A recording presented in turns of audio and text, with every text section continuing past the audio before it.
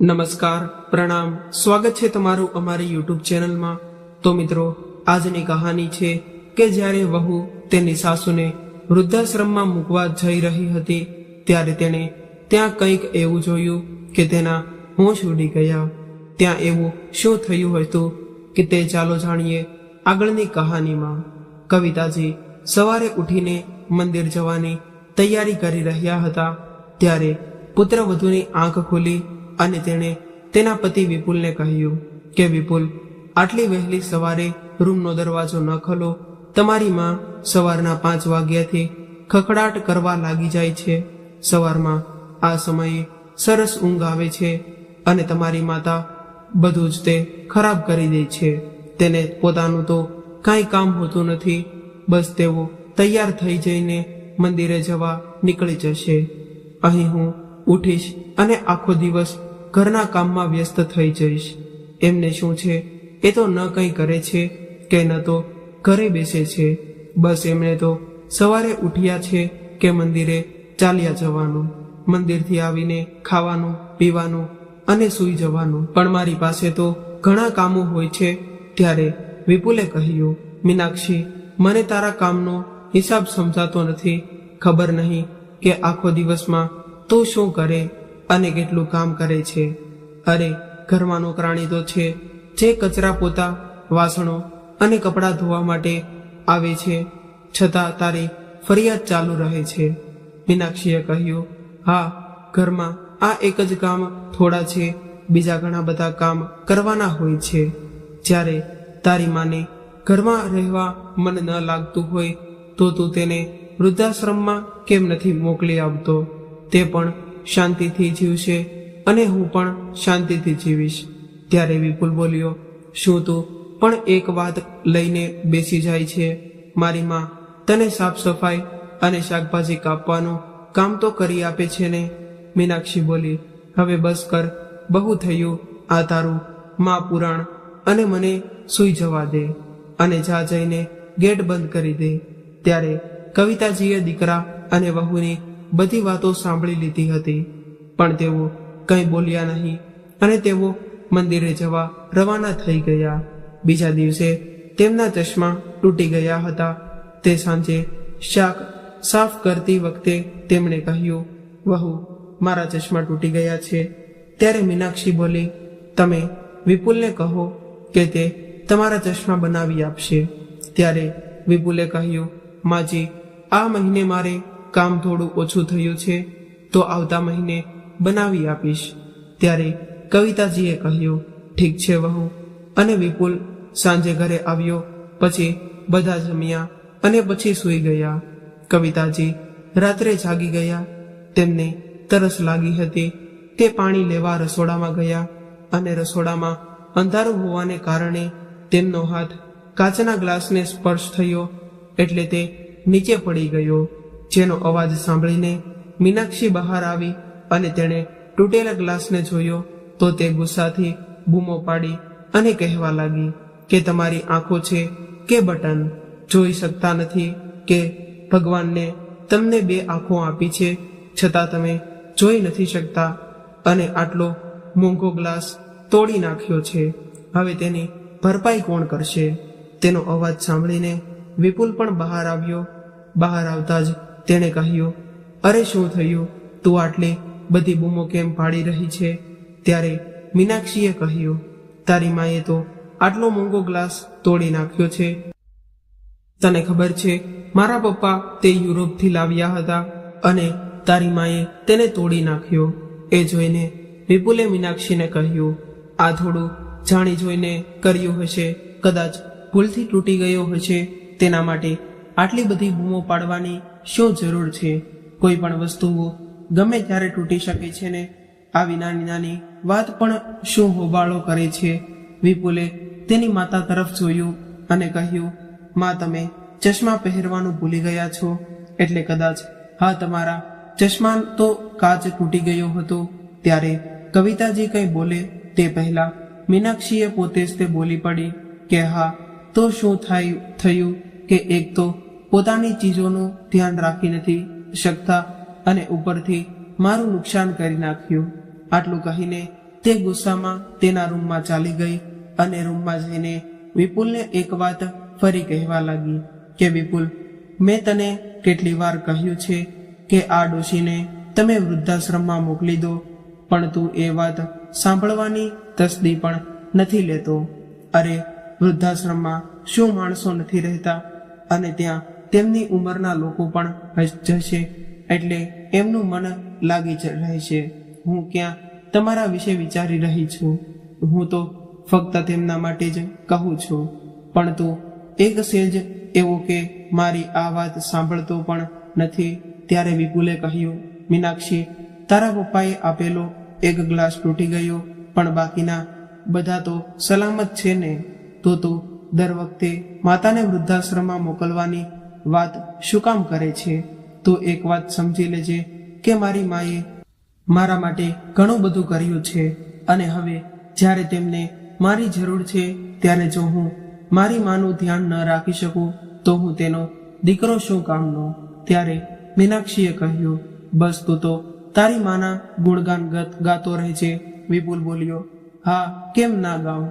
મારી માએ મારા માટે શું શું નથી કર્યું. મારા પિતાના મૃત્યુ પછી અમે એક પૈસા માટે બીજા પર નિર્ભીત બની ગયા હતા. ઘરમાં ખાવા માટે અનાજનો દાણો પણ ન હતો. ત્યારે મારી માં ભણેલી હોવા છતાં તેણે મારા ખાતર ક્યાંય સારી નોકરી ન કરી, કેમ કે તે કોઈ પણ જગ્યાએ નોકરી પણ ન ગઈ હોત તો તેમણે મને એકલો મૂકીને જવું પડ્યું હોત. એટલે મારી સાથે રહેવા માટે તેણે ઝાડુ મારવા, સાફ કરવા અને વાસણો ધોવા જેવા ઘણા બધા કામ કર્યા. અને તે પોતે દિવસમાં એક વખત જમીને અને ક્યારેય મને કોઈ વસ્તુની કમી ન આવવા દીધી. અને તને ખબર છે કે જ્યારે હું બહુ નાનો હતો ત્યારે મેં તેની પાસે એક વખત રેસલર સાયકલની માંગ કરી હતી. તે સમયે મારી માતાનો પગાર પણ ઘણો ઓછો હતો. તેમ છતાં પૈસા બચાવીને તે પગપાળા ચાલવા લાગી અને એક પૈસો ઉમેરીને તેણે મારા જન્મદિવસ પર મારા માટે મારી પસંદગી સાયકલ ખરીદીને આપી હતી. અને હવે તું મને કહે, મીનાક્ષી, કે હું મારી માતાને કેવી રીતે છોડી શકું? ત્યારે તેને થોડા સમય માટે એવું લાગ્યું કે આ વાતથી મીનાક્ષી સાવ બદલાઈ ગઈ હશે, પણ થોડા સમય પછી પાછી તેણે એનું જૂનું વર્તન શરૂ કર્યું. આ કારણે વિપુલ ખૂબ જ ચિંતિત થઈ ગયો કે તે મીનાક્ષીને કેવી રીતે સમજાવે. પછી તેની નજર અચાનક સામેથી આવતા મહેશ પર પડી કે જે તેનો સાળો હતો, અને વિપુલને દૂરથી જોતા જ તે મહેશની તરફ દોડ્યો અને જલ્દીથી આવી તેણે તેને ગળે લગાડ્યો. મહેશ અને વિપુલ પછીથી સાળા બન્યા હતા. તે પહેલા તેઓ બેસ્ટ ફ્રેન્ડ હતા. બંને એકબીજાને બધી જ વાત કહેતા. પણ મહેશ છેલ્લા કેટલાય સમયથી શહેરની બહાર રહેતો હતો અને કામમાં વ્યસ્ત હોવાને કારણે બંને એકબીજા સાથે વાત પણ કરી નહોતા શકતા. અને આજે આટલા દિવસો પછી મળ્યા એટલે બંનેની ખુશીની કોઈ સીમા ન રહી. બંનેએ સાથે ડિનર કરવાનો પ્લાન બનાવ્યો હતો અને મહેશ અને તેની પત્ની બંને વિપુલના ઘરે જમવા આવવાના હતા. મીનાક્ષી આ વાતથી ખૂબ જ ખુશ હતી, કેમ કે તે પણ આટલા દિવસો પછી તેની ભાભીને મળવાની હતી. મીનાક્ષીએ તેના સાસુને કહ્યું, મારો ભાઈ અને ભાભી ઘરે આવી રહ્યા છે, તો મહેરબાની કરીને ખાવા પીવાનું ધ્યાન રાખજો. અને કવિતાજી એક સારી ગૃહિણી હતા અને તે પોતાના હાથ વડે ભોજનમાં મસાલા ઉમેરતા હતા અને તેમના હાથમાં એક અલગ જ જાદુ હતો. તેઓ ખાવાનું એટલું સ્વાદિષ્ટ બનાવતા કે સારી સારી હોટલ પણ ફીકી પડી જાય. અને કવિતાજીએ લગભગ બધું જ જમવાનું તૈયાર કરી દીધું હતું અને મહેશ અને તેની પત્ની અંદર આવ્યા કે તરત જ મીનાક્ષીએ તેના સાસુને જોઈને કહ્યું અને તે પોતે તેમને મળવા બહાર નીકળી ગઈ. બિચારી કવિતાજી તેમને લગભગ બધું જ જમવાનું તૈયાર કરી નાખ્યું હતું, પણ ખીરમાં ખાંડ ઉમેરવાની બાકી હતી. અને તેમણે મીનાક્ષીને કહ્યું, વહુ પ્લીઝ ખાંડનો ડબ્બો ઉપાડી આપજો ને. અને મીનાક્ષીએ ઉતાવળમાં ખાંડને બદલે મીઠાનો ડબ્બો પકડીને આપી દીધો અને બહાર જતી રહી. ચશ્મા ન હોવાને કારણે કવિતાજીએ એ જ મીઠાને ખાંડ સમજીને તેને ખીરમાં નાખી દીધું. મહેશ અને તેની પત્નીએ આવવાની સાથે જ તે કવિતાને યોગ્ય માન આપ્યું અને તેમના પગને સ્પર્શ કરી પ્રણામ કર્યા. પછી તેની બહેન મીનાક્ષીને મળ્યા અને ત્યારે જ વિપુલ પણ બહારથી થોડીક વસ્તુઓ લઈને ઘરમાં આવ્યો. એટલે બધા સાથે બેસીને વાતો કરવા લાગ્યા. મહેશ અને તેની પત્ની માટે નાસ્તાની બધી જ વસ્તુઓ લઈને કવિતાજી આવ્યા, પણ મીનાક્ષી ત્યાં જ બેઠી રહી. ત્યારે મહેશ અને તેની પત્ની આ બધું જોઈ રહ્યા હતા, પણ તેઓ કંઈ બોલ્યા નહીં. નાસ્તો કર્યા પછી બધા ત્યાં બેઠા અને વાતો કરી રહ્યા હતા. એટલે કવિતાજી ભોજન બનાવવા રસોઈમાં ચાલ્યા ગયા. શાક, ખીર અને બીજું બધું તૈયાર હતું, માત્ર ગરમા ગરમ પૂરી જ તળવાની બાકી હતી. એટલે તેઓએ ગરમા ગરમ પૂરી ઉતારી લીધી અને બધાને જમવા બોલાવ્યા. બધા આવીને ડાઇનિંગ ટેબલ પર બેઠા. બધા લોકો ગરમા ગરમ અને સ્વાદિષ્ટ ભોજનનો આનંદ લેવા લાગ્યા. પહેલું ભોજન ટુકડો ખાતા જ મહેશે કહ્યું, ઓહ મીનાક્ષી, તું તો ખૂબ જ સ્વાદિષ્ટ ભોજન બનાવે છે. ત્યારે કવિતાજી કંઈ બોલે તે પહેલા મીનાક્ષીએ કહ્યું, હા ભાઈ, બધા લોકો ધીમે ધીમે શીખીએ છે, હું પણ શીખી ગઈ. અને કવિતાજી કંઈ બોલ્યા નહીં અને તેઓ જમવાનું બનાવીને બધાને ખવડાવતા રહ્યા. બધાએ જમવામાં ખૂબ જ વખાણ કર્યા અને જ્યારે પછી મીનાક્ષીએ કહ્યું, મમ્મી પ્લીઝ કંઈક મીઠી વસ્તુ લઈને આવો ને. ભાઈ પણ ને ખબર પડવી જોઈએ કે તેની બહેન કેટલું સ્વાદિષ્ટ ભોજન બનાવે છે. પછી કવિતાજી બધા માટે ખીર લઈને આવ્યા અને જેવી બધાએ ખીર ખાવાનું શરૂ કર્યું કે તરત જ બધા વોશરૂમ તરફ દોડ્યા, અથવા તો કોઈએ તો ડસ્ટબિનમાં જ તે ખીર નાખી દીધી. મીનાક્ષી થોડી ગભરાઈ ગઈ, એટલે પછી તેણે જાતે જ તે ખીર ચાખી અને ચાખ્યા પછી તેણે ખૂબ જોરથી બૂમ પાડી, મમ્મીજી, તમે આ શું કર્યું? તમને કોઈ અક્કલ છે કે નહીં? અને તમે ખીરમાં સાકરને બદલે મીઠું નાખ્યું છે. ત્યારે જ તે મહેશે આવીને મીનાક્ષીને કહ્યું, મીનાક્ષી, જમવાનું તો તે બનાવ્યું હતું, તો આંટીને કેવી રીતે મીઠું નાખ્યું હશે?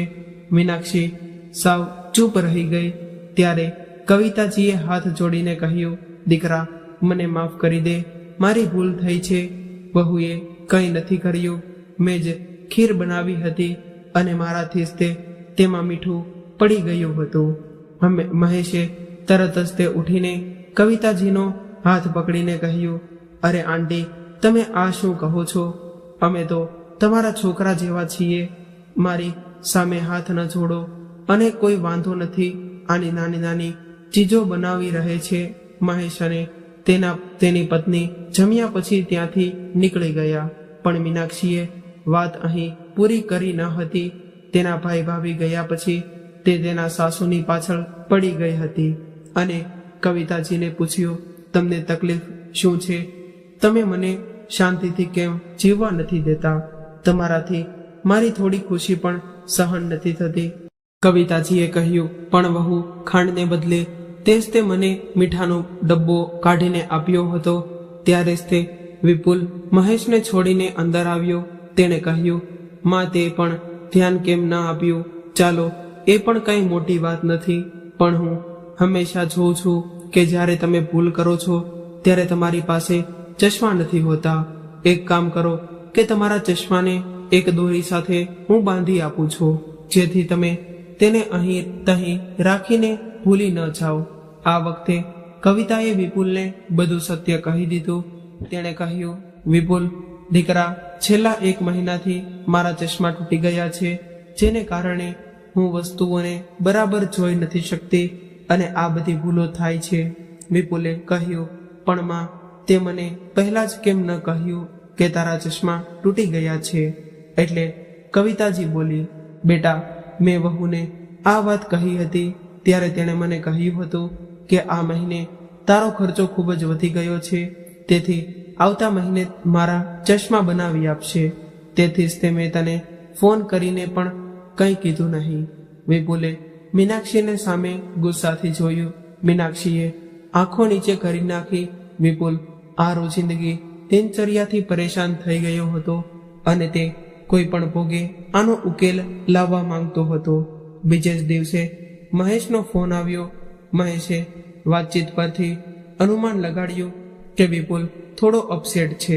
મહેશે કહ્યું, શું થયું વિપુલ, તું આટલો પરેશાન કેમ છે? ત્યારે વિપુલ બોલ્યો, કંઈ નહીં દોસ્ત, ઘરમાં રોજનું નાટક ચાલે છે. તારી બહેનને સમજાવીને હું ઘણો કંટાળી ગયો છું. તે હંમેશા એ જ વાત રટ્યા કરે છે કે તારી માને વૃદ્ધાશ્રમમાં મૂકીને આવ. તને ખબર છે ને કે મારી માએ મારા માટે કેટલો સંઘર્ષ કર્યો છે. આજે જ્યારે તેને મારી જરૂર છે ત્યારે હું તેને જીવનની સંધ્યાકાળમાં આ રીતે કેવી રીતે છોડી શકું? આ સાંભળીને મહેશ પણ હેરાન થઈ ગયો અને તેણે વિપુલ સાથે મળીને મીનાક્ષીને પાઠ ભણાવવાનો પ્લાન બનાવ્યો. બીજા જ દિવસે વિપુલે કહ્યું, માં તારા કપડાં બાંધી લે, હું તને નવી જગ્યાએ લઈ જવાનો છું જ્યાં તને ઘણા નવા મિત્રો મળશે અને તારા જેવી જ તે ઉંમરના લોકો ત્યાં હશે, જેથી તને એકલાતાનો અનુભવ નહીં થાય. ત્યારે કવિતાજી તેના કપડાં પેક કરીને વિપુલ અને મીનાક્ષી સાથે નીકળી ગયા. મીનાક્ષી આજે ખૂબ જ ખુશ હતી, કેમ કે આજે તેની ઈચ્છા પૂરી થવાની હતી.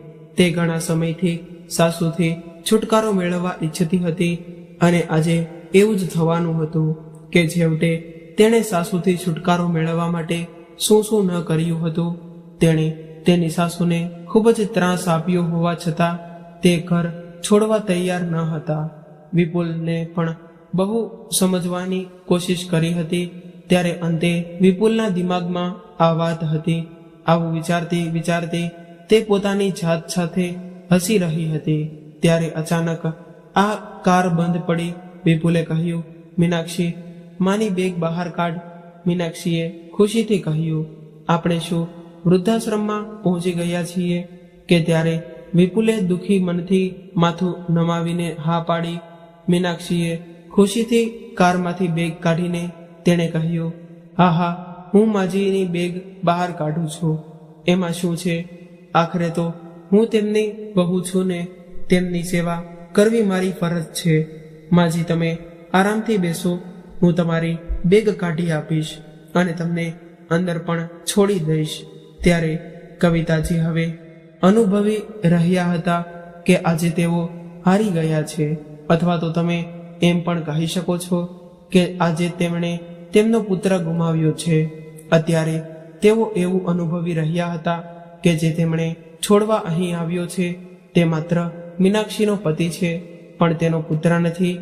જેના માટે તેમણે આટલું બધું કર્યું હતું તે વ્યક્તિ આજે તેમને અનાથની જેમ અહીં છોડીને જતો રહે છે. આ બધું વિચારીને એમની આંખોમાંથી આંસુ વહી રહ્યા હતા. મીનાક્ષી અને વિપુલ એમની માતા સાથે વૃદ્ધાશ્રમમાં પહોંચ્યા. મીનાક્ષી આનંદથી છલકાઈ રહી હતી અને પાગલની જેમ સાસુની બેગને લઈને આગળ ચાલી રહી હતી. વૃદ્ધાશ્રમમાં પ્રવેશવાની સાથે જ તેની આંખો પહોળી થઈ ગઈ હતી. તેમણે અંદર જે જોયું તે જોઈને તેના પગ નીચેથી જમીન સરકી ગઈ.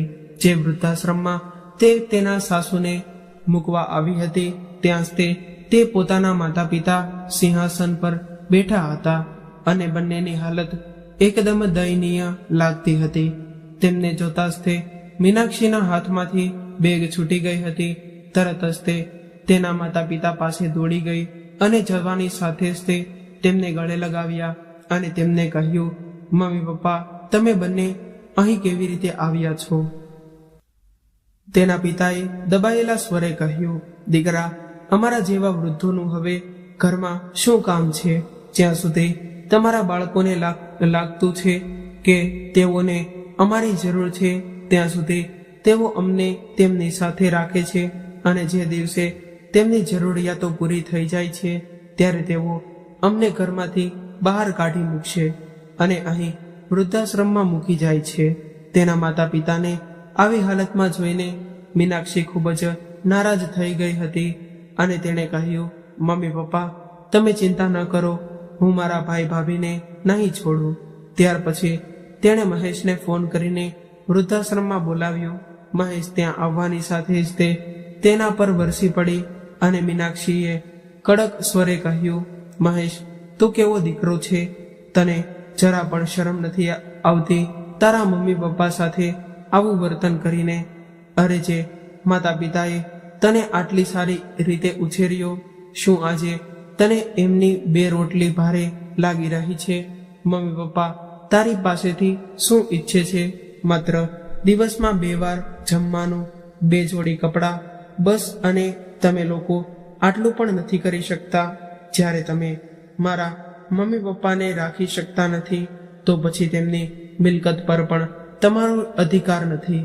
કાં તો મમ્મી પપ્પાને નમ્રતાપૂર્વક ઘરે લઈ જાઓ, નહીં તો હું પોલીસને અત્યારે જ તે અહીં બોલાવીશ અને જ્યારે તમને લાકડીના 4 ફટકા પડશે ત્યારે તમારી બધી અક્કલ ઠેકાણે આવી જશે. ત્યારે મહેશે કહ્યું, હા કેમ નહીં, પોલીસને ફોન કરીને બોલાવ અને પોલીસને અહીં આવવા દે. શું હું અહીં એકલો જ આવું છું કે તેના માતા પિતા અહીં વૃદ્ધાશ્રમમાં મૂકી આવ્યો છું? અરે તું અહીં શું કીર્તન કરવા માટે આવી છે? તું પણ તો તારી સાસુને આજ વૃદ્ધાશ્રમમાં મૂકવા માટે આવી છે, એટલે વધારે લેક્ચર આપવાની કોઈ જરૂર નથી. અને લેક્ચર આપતા પહેલા તારી અંદર શું ચાલી રહ્યું છે તો તે જો પહેલા તું કેટલી મહાન છે. તું તારી એકમાત્ર સાસુ માટે પણ ભોજન બનાવી નથી શકતી, તો તું શું દિવસમાં 2 વાર તેમને ખવડાવી શકે છે? તો તું શું મને સંભળાવવા અહીં આવી છે? તારી બિચારી સાસુ ઘરનું બધું જ કામ કરે છે, છતાં પણ તું તેને દરેક વસ્તુ માટે તડપાવે છે અને અહીં આવીને મને જ્ઞાન આપે છે. અને હવે બોલાવ પોલીસને. તું ફોન કરે છે કે કરું હું કરું? આ બધું જોઈને મીનાક્ષી સાવ ચૂપ થઈ ગઈ. હવે તેને પોતાની ભૂલનો અહેસાસ થઈ રહ્યો હતો. મહેશે કહ્યું, હું તારા માતા પિતાને અહીં ક્યારેય નહીં છોડું અને હું તેમને મારી સાથે લઈ જઈશ. પણ શું તું તારી સાસુને તારી સાથે પાછા ઘરે લઈ જઈશ? બોલ હવે, કેમ નથી બોલતી? બંધ કેમ થઈ ગઈ? અને હવે ક્યારે મને ફરી લેક્ચર ન આપતી? સમજીને આટલું કહીને મહેશ તેમના માતા પિતાને ઘરે લઈ જવા લાગ્યો. એટલામાં પાછળથી મીનાક્ષીનો અવાજ આવ્યો, હા, હું મારી સાસુને મારી સાથે ઘરે લઈ જઈશ અને આજ પછી હું ક્યારેય તેમને આવી જગ્યાએ મૂકવાનું વિચારીશ પણ નહીં. મીનાક્ષીએ બેગ ઉપાડી અને કવિતાજીને કહ્યું, માજી, મેં ઘણી બધી મૂર્ખતા કરી છે, જેના માટે મને માફ કરી દો. આજે મને સમજાયું છે કે માતા પિતાને કેવું લાગતું હશે જ્યારે તેમના પોતાના બાળકો તેમને અનાથની જેમ અહીં મૂકી જાય છે. આટલું કહીને મીનાક્ષીની આંખોમાંથી આંસુ વહેવા લાગ્યા. એણે રડતા રડતા કહ્યું, કદાચ આ મારા કર્મોનું જ પરિણામ છે કે મારા માતા પિતાને મારા ભાઈ ભાભીએ અહીં છોડી દીધા છે. ત્યારે મહેશે કહ્યું, જ્યારે તું તારી સાસુને અહીંથી લઈ જવા તૈયાર થઈ તો બહુ સારું છે, પણ હું મારા મમ્મી પપ્પાને અહીંથી નહીં લઈ જાઉં. એટલે મીનાક્ષીએ તેની આંખોમાં આંસુ સાથે ગુસ્સાથી મહેશ સામે જોયું તો મહેશે કહ્યું, કેમ કે તેઓ ક્યારેય અહીં રહેવા આવ્યા જ નથી. મીનાક્ષી હેરાનીથી મહેશ સામે પ્રશ્નાર્થ નજરે જોવા લાગી. પછી મહેશે રહસ્ય ખોલ્યું અને કહ્યું, અરે મૂર્ખ, આજે સવારે જ તે અમે મમ્મી પપ્પાને અહીં લાવ્યા હતા. અને પછી બધા જોર જોરથી હસવા લાગ્યા. વિપુલ, મહેશ, તેની પત્ની અને મીનાક્ષીના માતા પિતા બધા જ જોર જોરથી હસવા લાગ્યા. મીનાક્ષી વધુ જોરથી રડવા લાગી. પછી બધાએ તેને શાંત કરી અને સમજાવ્યું કે આ બધું તેને ભૂલનો અહેસાસ કરાવવા માટે ડ્રામા કર્યો હતો. અને પછી મીનાક્ષી તેના સાસુને અને મહેશ તેના માતા પિતાને સાથે લઈને તેમના ઘરે પાછા ફર્યા. ત્યારે બધા જ ઘટનાના ખૂબ ખુશ હતા અને અંતે બધું બરાબર થઈ ગયું હતું. મીનાક્ષી પણ હવે સમજદાર થઈ ગઈ હતી અને હવે તે તેની સાસુને તેની માતા માનવા લાગી. અને જેમ તેની ભાભી તેની સાસુને તેની માતા માનતી હતી તેમ એને તો તેની ભાભીને મીનાક્ષીને કહ્યું હતું કે લગ્ન પછી કંઈ પણ બદલાવાનું નથી. માત્ર માતાનો ચહેરો બદલાઈ જાય છે, પરંતુ તેના પ્રત્યેનો આપણો પ્રેમ ક્યારેય બદલાતો જ નથી. જો દરેક છોકરી તેની સાસુને પોતાની માં માની લે તો પછી પોતાના માતા પિતા વૃદ્ધાશ્રમમાં જશે નહીં, અને આટલા બધા વૃદ્ધાશ્રમો પણ ખોલવાની જરૂર નહીં પડે. મીનાક્ષી આ વાત સારી રીતે સમજી ચૂકી હતી. તો મિત્રો, આ હતી આજની કહાની. તમને કેવી લાગી કોમેન્ટ દ્વારા જણાવજો, અને પસંદ આવી હોય તો તમારા અન્ય મિત્રો સાથે શેર કરજો. સાથે સાથે વિડીયોને લાઈક કરી દેજો અને શેર પણ કરી દેજો. તમારા મિત્રો સાથે શેર કરી સબસ્ક્રાઇબ જરૂરથી કરજો. ફરી મળીશું આવા જ એક નવા વિડીયો સાથે. ત્યાં સુધી સૌને મારા મિત્રો